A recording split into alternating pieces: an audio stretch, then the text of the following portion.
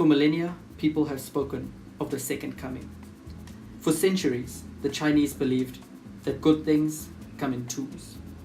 For decades, we've known that DNA comes in two strands. And today, we know that Vine 2 is in the making. This is an informative video on Vine 2. Before we start talking about Vine 2, let's pay some respect to the OG Vine and go through a quick 60-second recap of everything that happened on Vine when it existed. In 2012, Vine was co-founded by three guys: Dom Hoffman, Bruce Yusupov, and Colin Kroll. Got all the names right. So these three guys got together and made a company called Vine. And before the app even launched, it was acquired by Twitter for a few $1 million. Vine was essentially a platform in which you could create, view, and share 6-second videos. So some people got so good at it that they quit their day jobs, moved to Los Angeles, and started making videos for a living on Vine by creating sponsored content.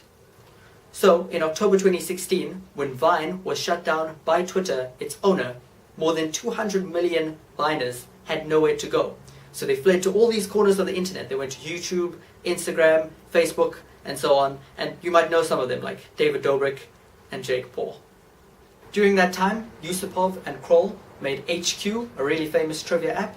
And the last guy, Dom Hoffman, made a company called Interspace. And we really don't know anything about that company.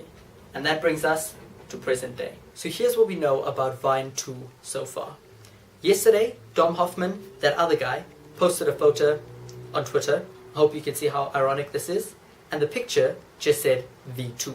Now this is quite smart because you can read it as version 2 or you can see it as Vine 2. So we know that he is funding the Vine 2 project himself. So Twitter has absolutely no involvement in this project. We also know that he's doing it outside of his own company Interspace. So it's more like a side project for him. Now let's talk about dates.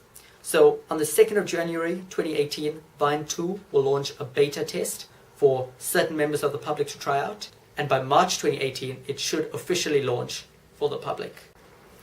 Clips on Vine 2 will remain 6 seconds long.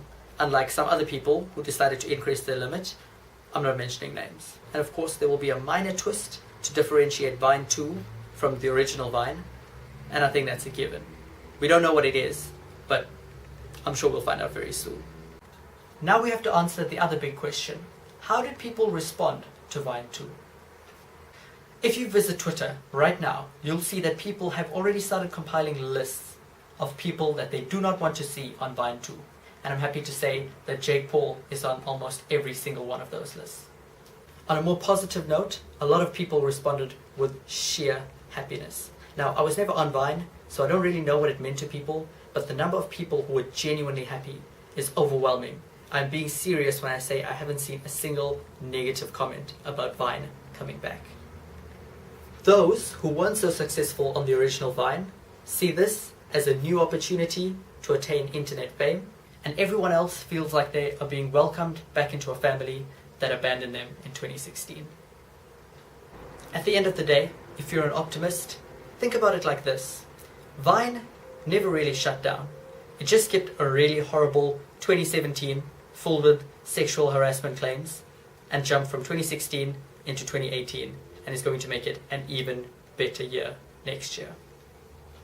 And if you're a pessimist, remember, the number 2 isn't always associated with positive things.